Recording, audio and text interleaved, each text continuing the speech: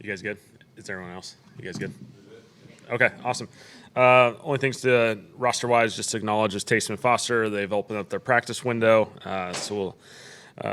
they'll be able to get back on the practice field for the first time this year. And then Caesar likely will be out this week, and we'll kind of take it week by week with him. So other than that, those are kind of the roster things, and I'll open up for questions. Taysom and Foster, they'll practice.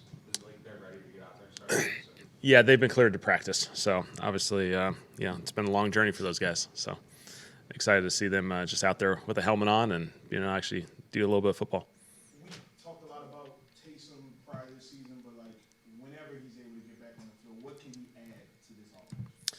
Yeah, Taysom's obviously a tremendous football player. He does a lot of different things. He's got a unique skill set that is tough to replicate and match in this league, and so. Obviously it's been a long journey for Taysom and Foster to get back to this point, to just even be able to be back to practice. And so we'll just see how it all progresses. But, he's obviously had such an impact on this organization for such a long time. And whenever that time comes that he's back on the field, we'll be fired up. Just looking at the game again in the film, like some of the stuff that's positively and stuff that you're still looking for. Yeah, obviously, hey, at the end of the day, we didn't meet our goal. We didn't win the football game. We have to look into all the little details. Felt like penalties we cleaned up. We created a big-time turnover. I think Jonas's play was just an incredible play to create that turnover. And we ran the football a lot better. I think that was an important part going into that game versus that opponent, but also just for us as an identity on offense. And so I feel like our guys took some really good steps there, and we played some really good football. We just, we didn't win enough of the hard downs, the tough downs, the third downs, the red zone. They made more plays in those critical situations than we did. You guys ran a lot more plays from under center. Like, was that specific to Buffalo, or is that a wrinkle that you have that you just use sometimes? It's probably a combination of both. Felt like there was some opportunities versus those guys with our design of the game plan to play under center. Felt like it could help us a little bit playing on the road, still being able to use your cadence a little bit more. Felt like I was probably called it too much in the gun at Seattle, and we were on the silent cadence a lot. And so I felt like there was some progress there. And so we'll just see how this thing progresses from a week-to-week basis. But I think there's definitely things to build off of from coming out of that. Of course, you touched on it, but Jonas's growth in the past couple of weeks, just can you Jonas just done an awesome job. I'm just really happy for this guy. This guy's progressing every week.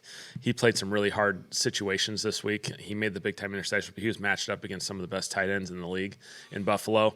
And he covered him, step for step, made some great plays on the ball. And, he's coming around in just a really special way. And so I'm fired up to just see him continue to progress. When you watched Rattlers film, what stood out positive or negative from the game? Yeah, I think from a positive standpoint, his legs were a huge positive for us as far as his ability to extend plays, run the football, in some situations, both designed runs and QB scrambles. And so I thought he made some really good decisions to get out there and make some plays from that standpoint. I thought he made some plays for us. Ultimately, didn't make enough plays in the passing game. I think that's for all of us, just to find a way to put ourselves, those are tough downs. Third downs are tough in the league. Red zone is tough in this league, and we got to find a way to play a little bit better in those situations. Why do you think he's run like a little bit behind guys at times? Is this like, can you guys fix that? Is there anything that can be done to kind of clean that up? Yeah, I think there's just some timing stuff that we can look at and make sure we're all in the same phase, all in the same timing, anticipation. Again, there's plenty of good, and then there's we're a younger team, younger quarterback room, and there's going to be things that we need to grow in, and so that's all part of this. Kellen, you all scored on your opening drive. I know that's something you've been trying to emphasize. Can you talk a little bit about how important it is to get leads in this league, and as a play caller, the difference between playing catch up and playing with the lead? Yeah, I thought it was a really good response by our offense. They went down and scored, and I thought our offense did a really good job in there. We ran the football. We created some play action opportunities. Kendre had a phenomenal run to finish that drive off. That's what we need. You got to start fast. And so now the goal is to continue to sustain that for a couple drives, put yourself in some positive situations where you have a lead. You're playing with that confidence and that swagger that comes with a lead. And so we're close. We're really, really close to accomplishing that. We're not there yet, obviously, so there's frustration associated with that. But that's certainly something we can embrace. I thought our guys came out and responded really well especially coming out of that Seattle game. And as a play caller, it's important to be able to keep playbook open, I guess. Try to dual threat approach where you're not abandoning Well, yeah, I think that's an important part of this is, we kind of call them mixed downs where, we have the ability to threaten with the run and the pass. And the more times you can play mixed down football, the better you're going to be and the more advantageous you're going to be because you put defense in conflict. And, I felt like we were able to play that way more. We were able to, certainly our rushing attempts, I think we were at 34 or something as far as rushes. There's probably some scrambles in there. But, we were able to run the football. We were able to create some play action opportunities. I think the next step in the play action thing, we need to accomplish hitting some explosive plays off of that. That's got to be a goal of ours moving forward. But I do think, some of those scrambles were as a result of some of those coverages. And so we just got to keep growing. Kendre Miller, obviously a big part of that rushing attack. I mean, what have you seen from him, a guy who's battled through injury to get to this point and to be able to kind of start to be a consistent presence in your offense? Yeah, just really happy for Kendre, his resiliency, his opportunistic as far as taking advantage of the opportunities he had this game. And so we were going to run the football. That was certainly a goal of ours. It was important. And so he was going to get his opportunities and touches. And I thought he just ran really, really hard, really physical. He had some just really, really incredible one cut where he just sees it and hits it. And so, him and Alvin run the football together. If we can keep and stay in those mixed down situations, be able to run the football with both of these guys, a lot of positives will come out of that. When we talked to Kendre earlier, he said that you said that Buffalo is a team that be playing, January, February maybe. But when you put a performance like that against a team like that, do you feel like this could be the turning point? Well, I think we have to use that as momentum building, foundation block, so to speak. Ultimately, again, we didn't get the ultimate goal, but there's some positives within this. The way our guys battled, the way our guys responded to, a really challenging situation up in Seattle, I thought was a lot of positives coming out of that. And so, I think our sideline had a lot of confidence, a lot of juice, a lot of energy.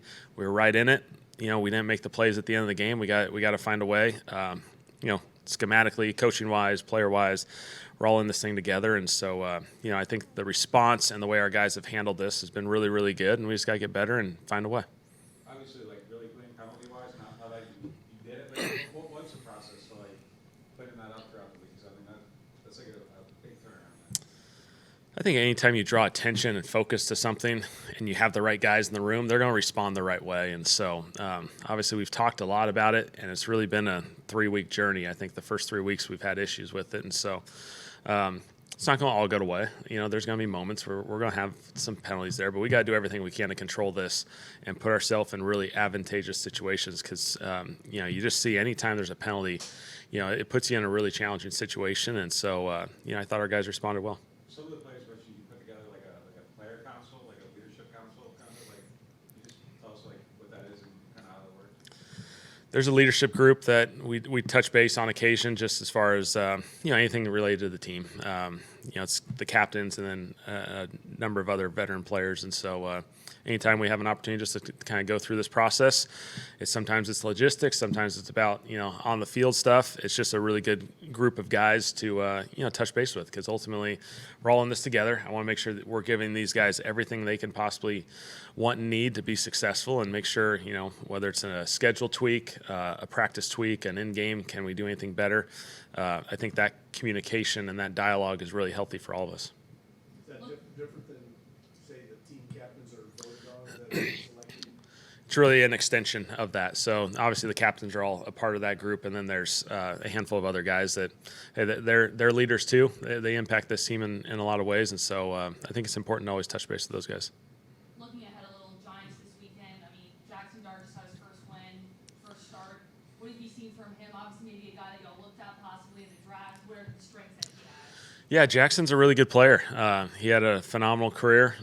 He was a really impressive player at Ole Miss, and so when we went through this process, obviously we spent a lot of time with him. He's a great kid. He's going to be a really good quarterback in this league, and for him to come out, win his first game, use his legs in some situations, he's a really talented player, and so he's going to get better each and every week, and so that's going to be the challenge for us. Is he's going to be a much better player this week than he was last week, and so it'll be a challenge for us. There's still a lot of unknown just because he's only played one regular season game, and it'll be a lot of challenging circumstances for us. Have you looked at their front at all? Like, front? I haven't gotten a chance to watch much film yet on those guys. I'm transitioning to that right after this. But we played these guys last year, so obviously they've added to what they already had last year.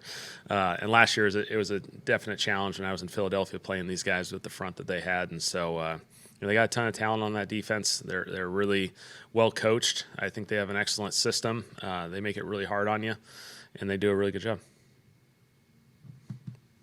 All right. Thanks, guys.